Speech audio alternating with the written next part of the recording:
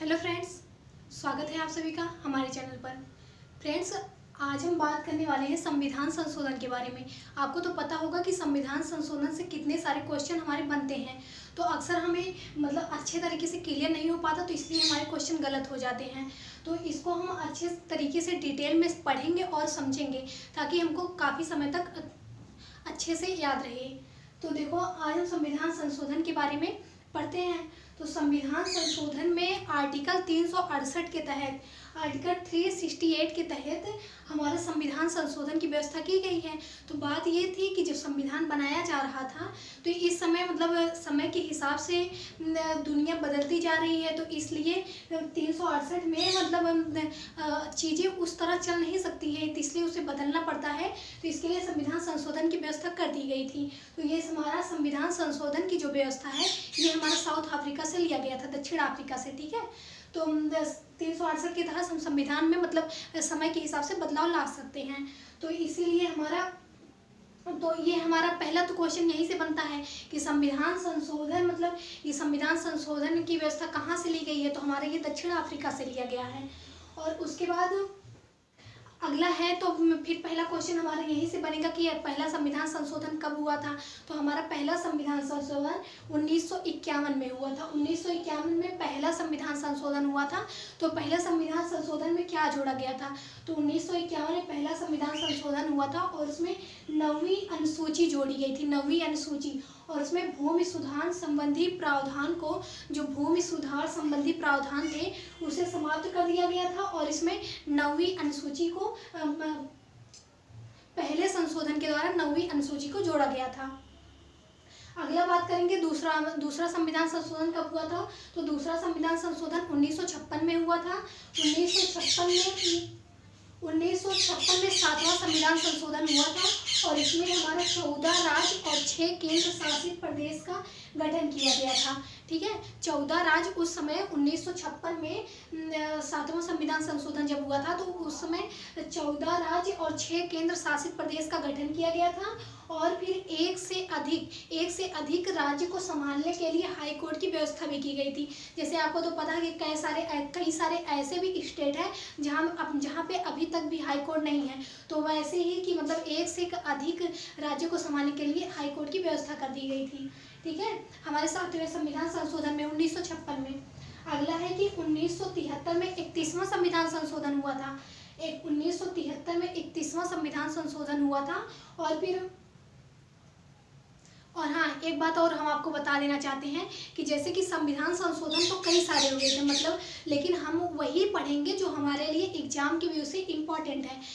काफ़ी सारे क्वेश्चन इनसे बनते हैं और कई बार देखा भी गया है। वैसे भी जो लोग पढ़ते होंगे उन्हें अच्छे तरीके से पता भी होगा। तो हमारा 1973 में 31वां संविधान संशोधन हुआ था।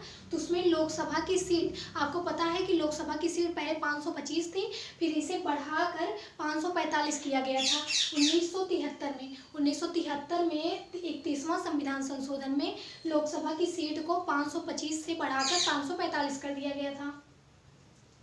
अगला है हमारा 1975। तो 1975 में 36वां संविधान संशोधन हुआ था। 36वां संविधान संशोधन 1975 में हुआ था। ठीक है, तो उसमें सिक्किम को राज्य का दर्जा दिया गया था। ठीक है, उसके पहले सिक्किम राज्य नहीं था। तो 1975 में 36वें संविधान संशोधन में सिक्किम को राज्य का दर्जा दिया गया था। अगला हमारा है 1976। 1976 में ये हमारा मोस्ट इम्पॉर्टेंट है क्योंकि इससे बहुत सारे क्वेश्चन बनते हैं। तो इसलिए 1976 में हमारा 42वां संविधान संशोधन हुआ था, जिसे लघु संविधान संशोधन या मिनी कॉन्स्टिट्यूशन भी कहते हैं। तो इसमें हमारा आपातकाल उसी समय लगा हुआ था। ठीक है, 1976 में जब 42वां संविधान संशोधन हुआ था तो उस समय आपातकाल भी लगा हुआ था। और आपको पता है इंदिरा गांधी का उस समय राज्य था। ठीक है, तो उस समय ये संविधान संशोधन किया गया था। तो इसमें प्रस्तावना में समाजवादी अखंडता और धर्मनिरपेक्षता, उसके पहले समाजवादी अखंडता और धर्मनिरपेक्षता ये हमारे प्रस्तावना में नहीं था। तो इन 3 शब्दों को जोड़ा गया था 42वें संविधान संशोधन में। अखंडता और धर्मनिरपेक्षता और समाजवादी ये जोड़ा गया था 42वें संविधान संशोधन में। और फिर राष्ट्रपति को सलाह मानने के लिए बाध्य किया गया था। कि कोई भी, जैसे जैसे कोई भी प्रस्ताव आता है लोकसभा में पेश किया जाता है तो उसे राष्ट्रपति को मानने के लिए बाध्य किया गया था हमारे 42वें संविधान संशोधन में। और फिर है जैसे शिक्षा, वन, वन्यजीव आदि को राज्य सूची से हटाकर समवर्ती सूची में रखा गया था। पहले शिक्षा, वन और वन्यजीव ये सब राज्य सूची के विषय थे, फिर उसे मतलब यही 42वें संविधान संशोधन में इसे हटाकर इसे समवर्ती सूची में रखा गया था। फिर और 42वें संविधान संशोधन में लोकसभा और विधानसभा का मतलब कार्यकाल जो होता है तो पहले 5 वर्ष था तो इसे जो है बढ़ा के 6 वर्ष कर दिया गया था। ठीक है, लोकसभा और विधानसभा का कार्यकाल बढ़ा के 1 साल और बढ़ा के 6 वर्ष कर दिया गया था। और है संसद विधानमंडल के लिए कोरम व्यवस्था समाप्त करना, मतलब कि जैसे विधानमंडल संसद में ऐसे कोरम व्यवस्था थी कि मतलब अगर संसद में 1/10 सदस्य मौजूद हैं तो कोई भी प्रस्ताव आता है तो वो पेश कर दिया जाता है, मतलब आता है तो उसे पास कर दिया जाता है।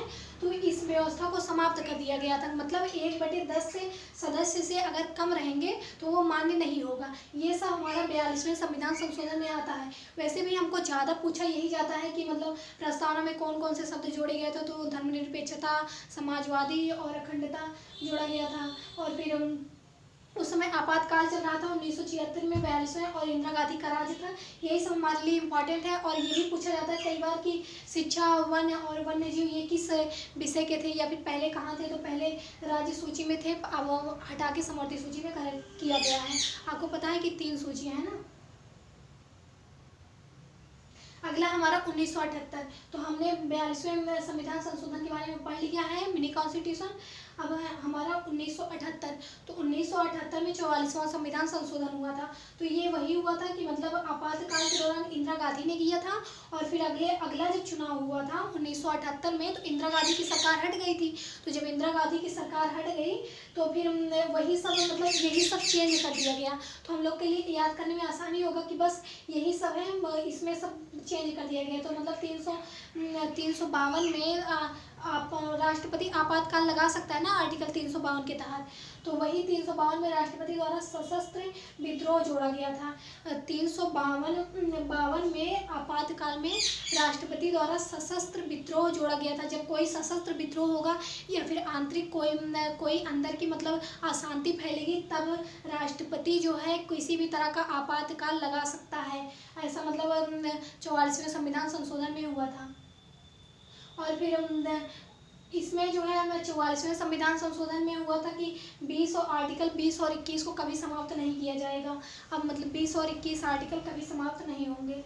फिर उसके बाद हमारा है 1985 में 1985 में 52वां संविधान संशोधन हुआ था। 1985 में 52वां संविधान संशोधन हुआ था। तो उसमें दल बदल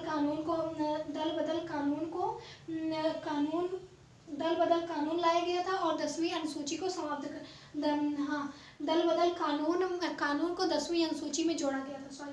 1985 में हमारा जो 52वां संविधान संशोधन हुआ था उसमें दल बदल कानून में 10वीं अनुसूची में दल बदल कानून को जोड़ा गया था।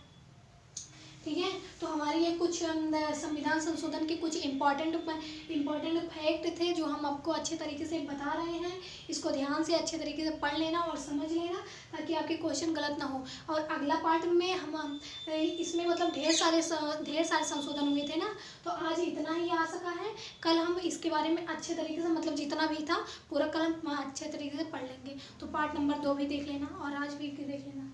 अच्छा, तो चलते हैं। Bye bye bye, take care.